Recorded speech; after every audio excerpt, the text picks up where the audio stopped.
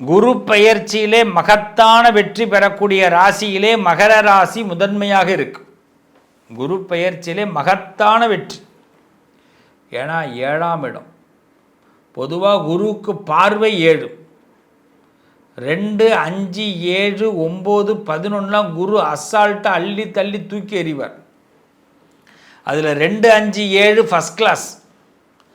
அதில் 7வது இடம் தப்பி தவறி நம்மளுடைய லைஃப்பில்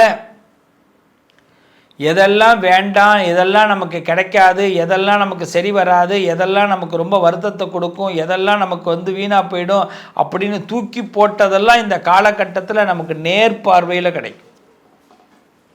சைடாலாம் இன்னுமே கிடையாது. நேராக லாபம். நேருக்கு நேர், மோதலுக்கு மோதல், எதிர்ப்புக்கு எதிர்ப்பு, பேச்சுக்கு பேச்சு, வீச்சுக்கு வீச்சு. மகரத்துக்கு இது ஒரு நல்ல நேரம், பொற்காலம். நம்மளுடைய அசராத உழைப்பு. வயசாயிட்டேன்னு நினைக்கக்கூடாது. உங்களுக்கு என்ன வயசு? நீங்கள் 10th முடித்து 12th வந்துட்டிங்கன்னா வயசாயிட்டேன்னு நினைக்கக்கூடாது. 8th படிக்கும் போது பண்ண சின்ன சின்ன சேட்டைகள்லாம் 12th பண்ணுவீங்க. நீங்கள் 12th முடித்து காலேஜ் 3rd இயர் படிக்கும்போது காலேஜ் 3rd இயர் படிக்கிறமேன்னு ஃபீல் பண்ண வேண்டாம். எப்படி அதை முடிக்க போகிறோன்னு. 12th நீங்கள் எப்படியெல்லாம் பிளான் பண்ணி ஜெயிச்சிங்களோ அதே மாதிரி காலேஜ் 3rd இயரை நினச்சி பாருங்கள், ஜெயிச்சிருவீங்க. கல்யாண வாழ்க்கையிலையும் அப்படி தான். 40 வயசுலேயும் அப்படி தான், 50 வயசுலேயும் அப்படி தான், 60 வயசுலேயும் அப்படி தான். 70 வயசு ஆனாலும் 40 வயசில் என்னெல்லாம் பண்ணோன்னு கொஞ்சம் யோசிச்சு பாருங்கள். இப்போ பண்ணுங்கள் அதையெல்லாம். திருப்பி நீங்கள் அப்படியே ட்ராவல் ஜேர்னி ஆகுது. இதுதான் மகரம். அப்போ மகரத்துக்கு என்ன ஏஜுங்கிறத தெரிஞ்சுக்கிங்க. அந்த ஏஜிலேருந்து சின்ன வயசாக இருந்தால் 4 வருஷத்தை குறைங்க, பெரிய வருஷத்தாக இருந்தால் 20 வருஷத்தை குறைங்க. சார் 75 வயசு ஆகுது சார், நான் என்ன சார் செய்கிறது? 55 வயசில் என்ன கண்ணா பண்ண அதை யோசி. அவ்வளவுதான். இதுதான் குரு இப்போ கொடுக்க போகிறார். மனசை இளமையாக்கு ராஜா, மனசை இளமையாக்கு. உடம்பு வயசும் அது அப்படி தான் போய்கிட்டே இருக்கும். இப்போ ஒரு கார் வச்சுருக்குறோம், 2011 மாடல் காரு, ரொம்ப பிடிச்சிருக்கு. அந்த காரை அப்படியேவா விட்டுருவோம்? இன்றைக்கி இருக்கிற ஐடியாவுக்கு படி அந்த காருக்கு என்னென்னலாம் மாற்றுவோம். மாற்றி அந்த காரை அப்படி புது பொலிவாக நம்மளே ஏறி உட்காந்து சந்தோஷமாக போகிற அளவுக்கு மாத்திரமா? அதே மாதிரி தான் மகர ராசிக்காரங்க மனசை இப்போது 20 வருஷம் பேக்கில் கொண்டு போகணும். சின்ன பிள்ளைங்களாக இருந்தால் 4 வருஷம் பேக்கில் கொண்டு போகணும். ஸோ பேக்கில் கொண்டு போகும்போது நம்ம ஃப்ரண்ட்டுக்கு போகிறோன்னு அர்த்தம்.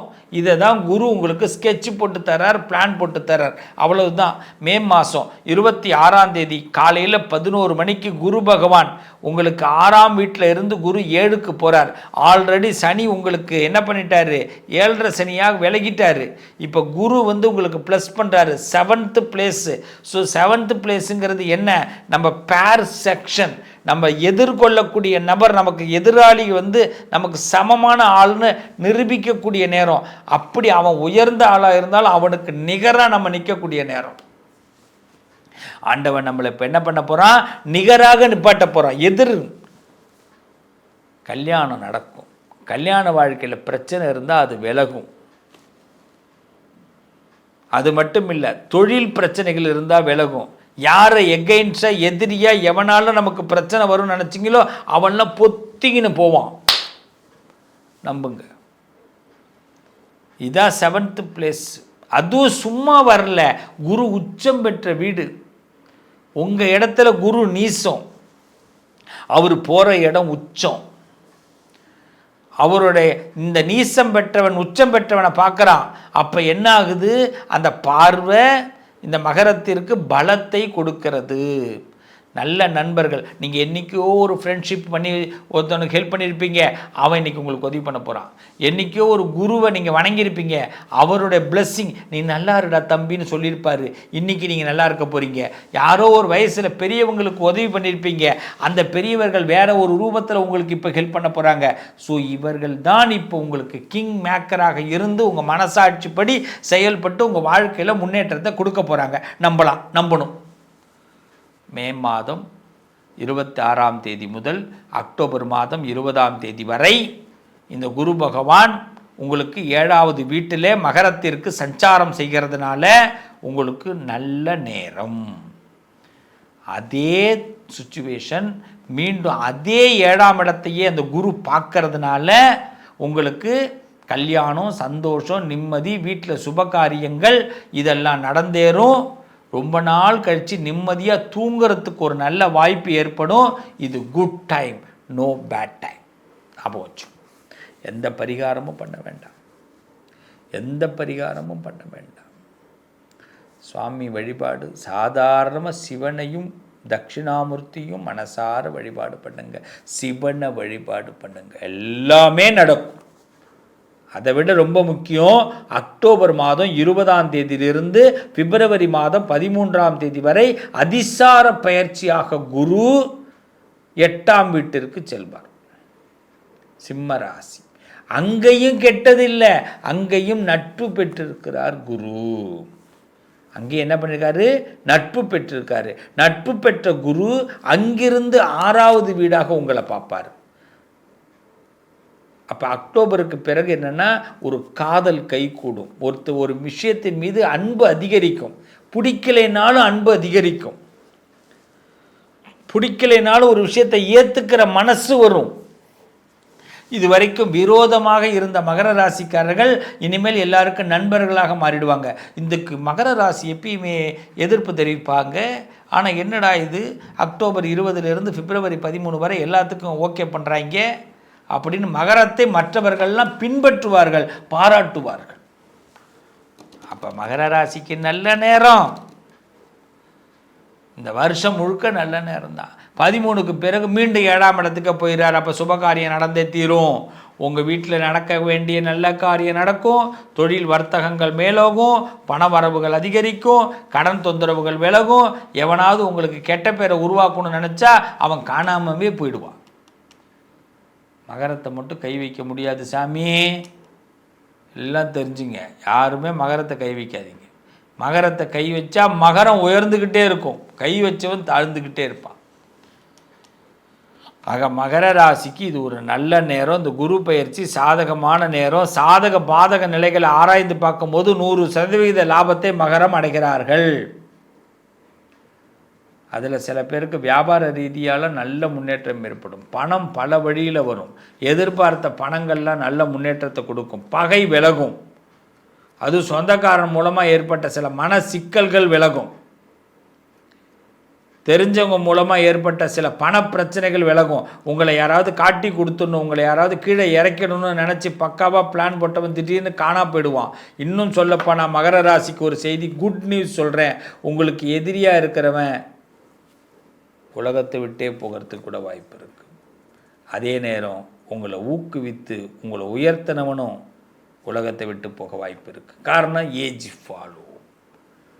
சில நல்ல உறவுகளை அப்படி இழக்கவும் இந்த நேரம் கொடுக்கும். ஏன்னா அக்டோபர் மாதம் 20ஆம் தேதிக்கு பிறகு 8வது வீட்டுக்கு இந்த குரு வரும் பொழுது ரொம்ப உயிருக்கு உயிராக நம்ம நினைக்கிற சில மனிதர்கள், நம்ம வாழ்க்கைக்கு உயர்வு கொடுத்தவர்கள் நம்மை விட்டு விலகக்கூட சான்சஸ் இருக்குது. இதுக்கு மனசை தைரியப்படுத்திக்கணும், இதுக்கு ஃபீல் பண்ணக்கூடாது, தைரியப்படுத்திக்கணும், மன அஞ்சலி செலுத்த தயாராக இருக்கணும்.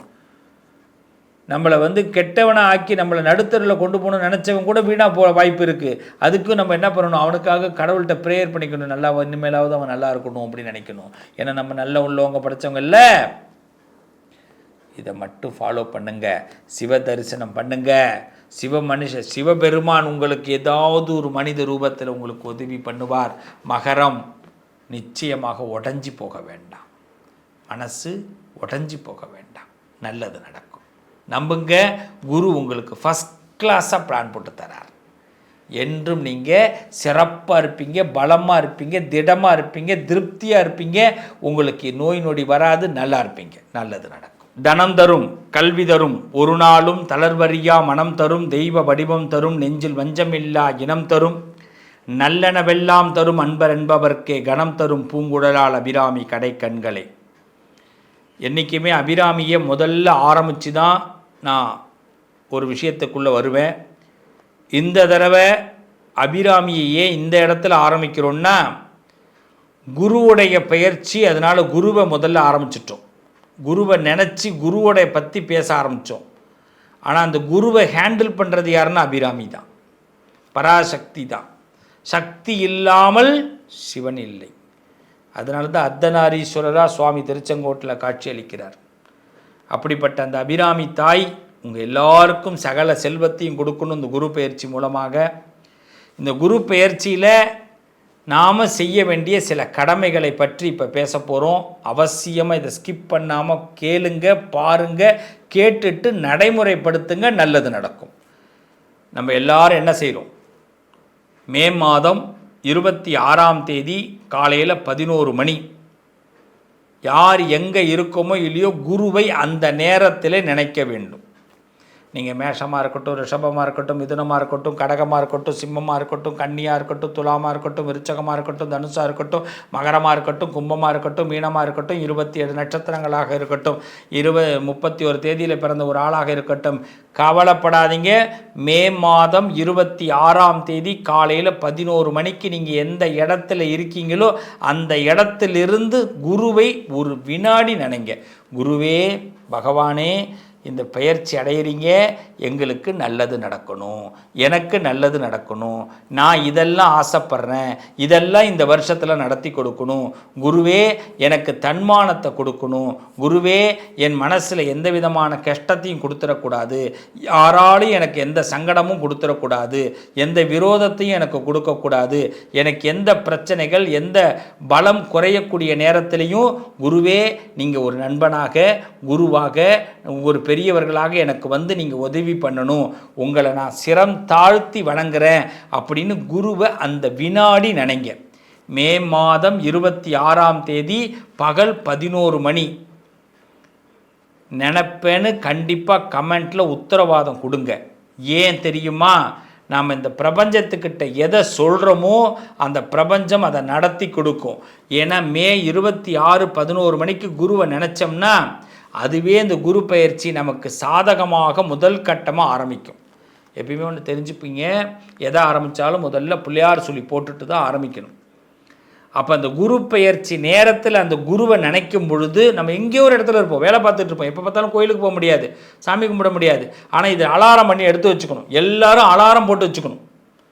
மே மாதம் 26 பகல் 11 மணிக்கு ஒரு அலாரம். செல்ஃபோன் எல்லாம் வச்சுருப்பீங்க, செல்ஃபோனில் டிங் டிங் டிங்னு அடிக்கும். மேலே பார்த்தா குரு தரிசனம்னு வரும். அப்போ பார்த்தீங்கன்னா நேராக ஃபேஸ்புக்கில் போயிட்டு ஒரு குரு படத்தை பாருங்கள். அப்போ கண்டிப்பாக ஏதாவது ஒரு ஸ்தலத்துலேருந்து லைவ் ஓடிக்கிட்டு இருக்கும். அந்த லைவை பாருங்கள், பார்த்துட்டு குருக்கிட்ட ஒரு தரிசனத்தை பண்ணுங்கள். அடுத்த போயிட்டுருங்க, வேறு எதுவுமே பண்ண வேணாம், குரு உங்களை பார்ப்பார். குரு பார்வை அதுதான் குரு பார்வை. குரு உங்களை பார்க்குறாருன்னு அர்த்தம். மே மாதம் 26ஆம் தேதி பகல் 11 மணி இந்த நேரத்தில் அலாரத்தை போட்டு வச்சுட்டிங்கன்னா அலாரம் அடிக்கும். டக்குன்னு ஆன் பண்ணிங்கன்னா லைவ் போட்டிங்கன்னா, நீங்கள் யூடியூப்பில் போட்டாலும் சரி, ஃபேஸ்புக்கில் போட்டாலும் சரி, நீங்கள் இன்ஸ்டாவில் போட்டாலும் எந்த லைவ்லையாவது குரு வந்துடுவார். அப்படி குருவை பாருங்கள். அப்போ நீங்கள் நினச்சி பார்ப்பீங்க, இந்த தரிசனம் தான் என் வாழ்க்கையை மாற்ற போகுது அப்படின்னு. பதிவு நீங்கள் இந்த பதிவு வந்து உங்களுக்கான பதிவு. 11 மணியை மிஸ் பண்ணாதீங்க. மே 26 மிஸ் பண்ணாதீங்க. இது அலாரம் வைக்கிறீங்களா? வைக்கிறேன்னு எனக்கு கமெண்ட்டில் சொல்லுங்கள். உங்களுக்காக நானும் 11 மணிக்கு உங்களுக்கு ஒரு வீடியோ ரிலீஸ் ஆகும். மே 26 கரெக்டாக 11 மணிக்கு உங்களுக்காக குரு தரிசன வீடியோ ரிலீஸ் பண்ண போகிறேன். அதனால் நீங்கள் கமெண்ட்டில் ஃபஸ்ட்டு நான் ரெடியாக இருக்கேன்னு சொல்லுங்கள். மே 11 மிஸ் பண்ணாதீங்க, அலாரம் வைக்கிறேன்னு சொல்லுங்கள். இதை பார்த்துட்டு உடனே அலாரத்தை செட் பண்ணி வச்சுருங்க.